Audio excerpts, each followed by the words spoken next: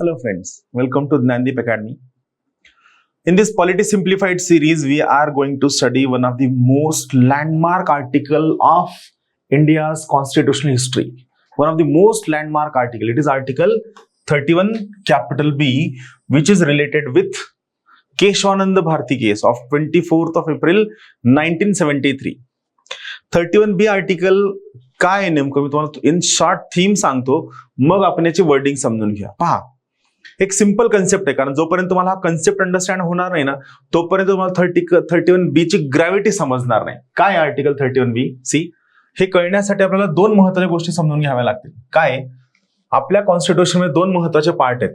एक आहे fundamental right, दुसरा आहे डीपीएसपी. तुम्हाला सर्वांना माहित असेल, one is fundamental right, second is DPSP, that is directive principles of state policy. दोन्हीमध्ये काय डिफरन्स आहे तर इथं समजून घ्या. दोन्हीमध्ये डिफरन्स काय समजून घ्या. Fundamental rights are given in part 3 of Indian constitution. DPSP are given in part 4 of Indian constitution. Fundamental राईटचा पर्पज आहे पॉलिटिकल डेमोक्रेसी इस्टॅब्लिश करणं. डीपीएसपीचा पर्पज आहे सोशियो इकॉनॉमिक डेमोक्रेसी इस्टॅब्लिश करणं. राईट. पुढची गोष्ट काय की fundamental rights are in simple individualistic. हे महत्वाचं आहे. हा, काही फंडामेंटल राईट कलेक्टिव्हिस्ट आहेत, काही फंडामेंटल राईट इंडिव्हिज्युअलिस्ट आहेत. पण एक सिंपल थीम लक्षात घ्या, जर आपण फंडामेंटल राईट बद्दल टोटॅलिटीमध्ये जर विचार केला तर fundamental rights are individualistic, whereas DPSP are collectivist in nature. या सगळ्यात सिंपल एक्झाम्पल तुम्हाला सांगतो. इंडिव्हिज्युअलिस्टिक आर्टिकल 31 आपण काय विचार करतोय, आपण 44th अमेंडमेंट ऍक्ट 1978 च्या अगोदरचा विचार करतोय. Before 44th amendment act of 1978 article 31 was there. This article was related with right to property, and right to property was a fundamental right. We brought 44th Amendment Act, and this 44th Amendment Act has repealed Article 31 and has abolished right to property as a fundamental right and made right to property as just only a legal right. They made this change. पण त्याच्या अगोदर काय होतं, right to property was a fundamental right. सोबत आपल्या DPSP मध्ये एक महत्त्वाचं प्रोव्हिजन होतं. It was article 39B. 39B काय म्हणायचं, 39B म्हणायचं there should be equitable distribution of means of production. There should be equitable distribution of resources. So Article 39B wanted to establish distributive justice. Also we had Article 39C. 39 मध्ये दोन clauses आहेत. One was Article 39B, second was Article 39C. 39C चं काय म्हणणं होतं, there should be a prevention of concentration of wealth in the hands of few people. म्हणजे काय तर वेल्थ, संपत्ती मोजक्या लोकांच्या हातामध्ये कॉन्सन्ट्रेट होता कामा नये. It means article 39C talked about redistributive justice. And for this Nehru went for land reforms. Nehru went for land reforms. तुम्हाला जर प्रश्न विचारला लँड रिफॉर्म्स वाईट आहेत का चांगले आहेत, तुम्ही सगळे म्हणाला चांगलं आहे ना. एका माणसाकडे 1,500, 2,000, 5,000, 10,000 एकर जमीन आहे. भारतामधील सगळ्या लोकांना न्याय मिळायला हवा, ऐतिहासिक अन्याय दूर व्हायला हवा, हिस्टॉरिकल इनजस्टिस करेक्ट करायला हवा. यासाठी ज्या लोकांकडे एका लिमिटच्या वर जमीन आहे, त्या लिमिटच्या वरची जमीन गव्हर्नमेंटनं परचेस करावी, त्याचं कॉम्पन्सेशन त्या ओनरला द्यावं आणि मग ही जमीन सरकारने सगळ्या लोकांमध्ये समान पद्धतीने वाटावी. It was the purpose of land reform. It was the purpose of land reform. So land reforms aimed at distributive and redistributive justice. In simple language, land reforms were aimed at establishing justice in India. आता शेवटचं character, fundamental rights were justiciable part of Indian Constitution, or fundamental right is a justiciable part of Indian Constitution, whereas DPSP is non-justiciable part of Indian Constitution. Non-justiciable म्हणजे काय तर simply लक्षात घ्या, जर तुमचा fundamental right violet झाला तर article 13 काय करेल, कोणतीही गोष्ट जी त्या फंडामेंटल राईटला व्हायलेट करेल त्याला अबॉलिश करून टाकल, इनव्हॅलिड करून टाकल. किंवा आर्टिकल 32 नुसार तुम्ही सुप्रीम कोर्टकडे जाऊ शकता किंवा आर्टिकल 226 नुसार तुम्ही हायकोर्टकडे जाऊ शकता. सो तुमच्या फंडामेंटल राईटला डायरेक्टली कोर्टाकडनं प्रोटेक्शन आहे, डायरेक्टली कोर्टाकडनं. आर्टिकल 13, आर्टिकल 32 दोन तर फंडामेंटल राईट्स आहेत. काय लक्षात? इव्हन आर्टिकल 32 काय म्हणतं की पार्लमेंट लॉ करू सुप्रीम कोर्ट आणि हायकोर्टच्या व्यतिरिक्त इतर कोणत्याही कोर्टाकडे फंडामेंटल राईटच्या प्रोटेक्शनसाठी रिट इश्यू करण्याचा अधिकार देऊ शकतं. दॅट्स वाय फंडामेंटल राईट्स वर जस्टिसिएबल. आता काय झालं पहा, जेव्हा गव्हर्नमेंटने लँड रिफॉर्म आणण्याचे ठरवले आणि काही लोकांकडच्या जमिनी गव्हर्नमेंटने अक्वायर केल्या, मग गव्हर्नमेंटचं म्हणणं होतं की लँड सिलिंगच्या वर कमाल जमीन धारण कायदा, म्हणजे मॅक्सिमम जमीन तुम्ही किती होल्ड करू शकता, त्या लँड सिलिंगच्या वर जी काही जमीन तुमच्याकडे असेल त्याला गव्हर्नमेंट ठरवेल ते कॉम्पन्सेशन मिळेल. लँड सिलिंगच्या खाली मात्र जर गव्हर्नमेंट अक्वायर केलं तर तुम्हाला मार्केट रेटने कॉम्पन्सेशन मिळेल. करेक्ट आहे. पण काही लोकांनी या लँड रिफॉर्म्सलाच ऑब्जेक्शन घेतलं. मग काय व्हायचं, गव्हर्नमेंट लोकांच्या लँड अक्वायर करायचं लॉफुली, इलिगली नाही, आणि लोकांना डिस्ट्रीब्यूट करायचं. मग ह्या लोकांचं त्यावेळेस right to property was a fundamental right. ज्यांच्या लँड जमीन गव्हर्नमेंटनं अक्वायर केला ही लोक कोर्टाकडे जायची. कोर्ट म्हणायचं आर्टिकल 13 म्हणतं की कोणती गोष्ट फंडामेंटल राईटच्या अगेन्स्ट असेल त्याला काय करा, इनव्हॅलिड डिक्लेअर करा. सुप्रीम कोर्ट प्रोटेक्शन द्यायचं, हायकोर्ट प्रोटेक्शन द्यायचं. गव्हर्नमेंटचा लँड रिफॉर्मचा जो पर्पज होता तो पर्पज मारला जायचा. गव्हर्नमेंटला लँड रिफॉर्म्स मध्ये पुढे जाताच येत नव्हतं. गव्हर्नमेंटने लँड रिफॉर्मची पॉलिसी केली, लोक कोर्टात, ऍक्ट केला, लोक कोर्टात.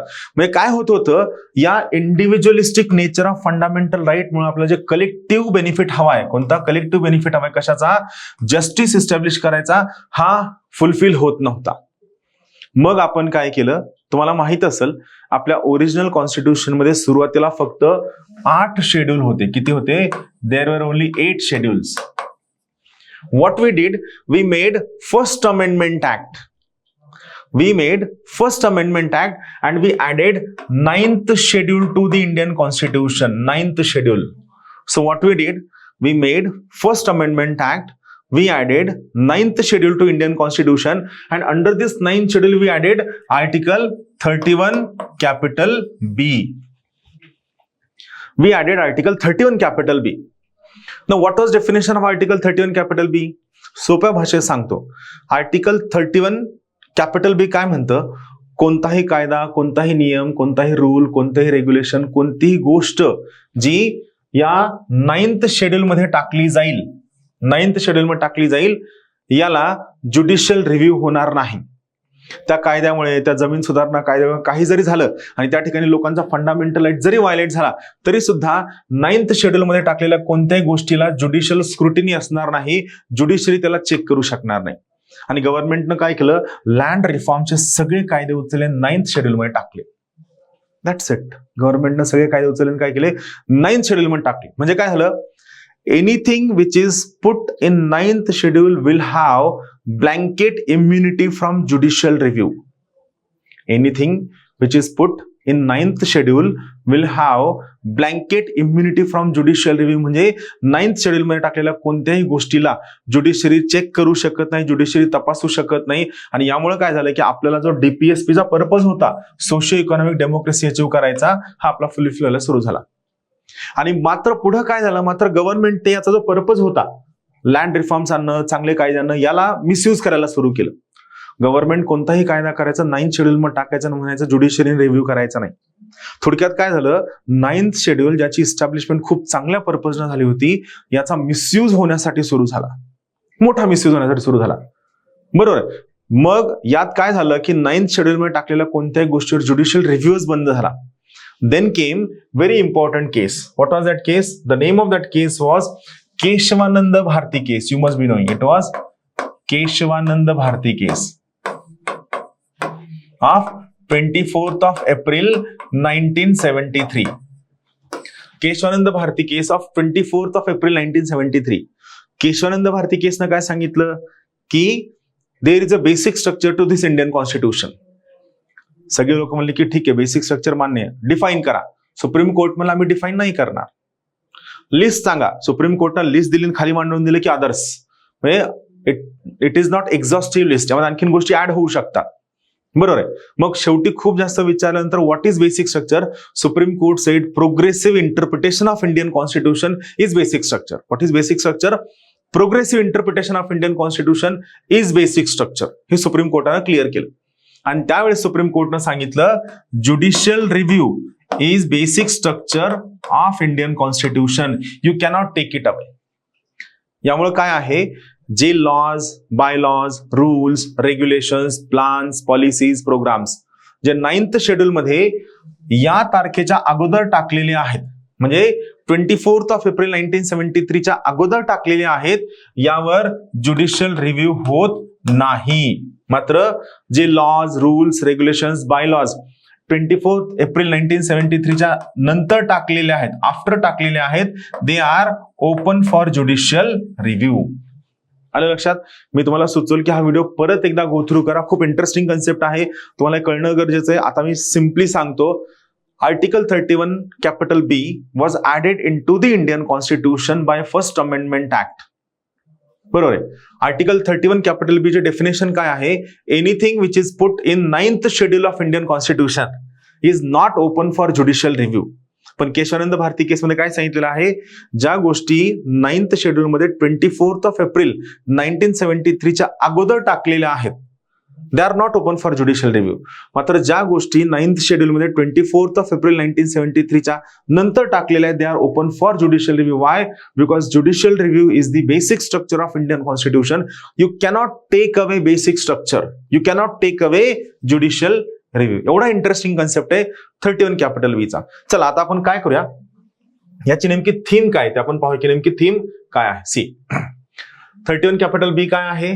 व्हॅलिडेशन. व्हॅलिडेशन म्हणजे काय की काही लॉज किंवा जे रेग्युलेशन्स यांना व्हॅलिड ठरवणं, यांना इनव्हॅलिड ठरवू देता कामा नये. Validation of certain acts and regulation. So काही ऍक्ट्स आणि रेग्युलेशन्सला इनव्हॅलिड का ठरवलं जाऊ नये त्याच्याबद्दलचं 31 बी आहे. जी थीम मी तुम्हाला सांगितली, फक्त काय करतोय तुम्हाला इथं वाचून दाखवते की थीम नेमकी काय. पहा काय म्हणतं.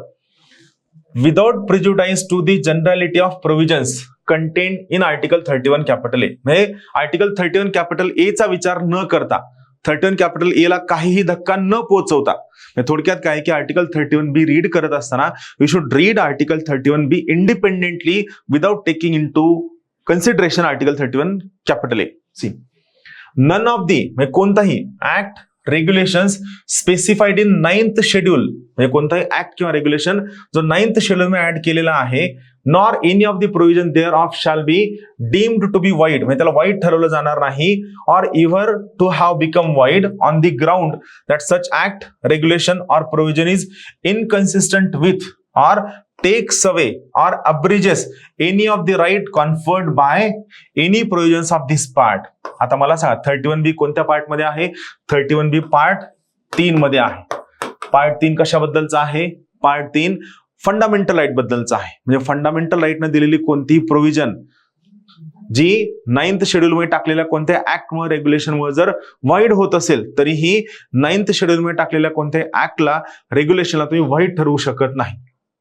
And notwithstanding any judgment, decree, order or any court, tribunal to the contrary, each of the said act and regulation shall subject to the power of any competent legislature to repeal or amend it continues in force. म्हणजे ते force मध्ये राहील. म्हणजे थोडक्यात काय, कोणताही act किंवा regulation जो 9th शेड्यूल मध्ये टाकला जाईल, जे आर्टिकल 31 बी म्हणतं, त्याला तुम्ही व्हाईट ठरवायचं नाही. इव्हन ज्युडिशियरीनं कोणताही डिसिजन, कोणताही कॉम्पिटंट कोर्ट किंवा कोणत्याही लेजिस्लेचरनं जरी डिसिजन दिलं तरीही या पर्टिक्युलर केसमध्ये ज्युडिशियरीचं कोणतंही डिसिजन आर्टिकल 31 बी कॉन्सिक्वेन्शियली 9th शेड्यूलला लागू होणार नाही. पण सेम डिसिजन केव्हा चेंज झालं? सेम डिसिजन चेंज झालं बाय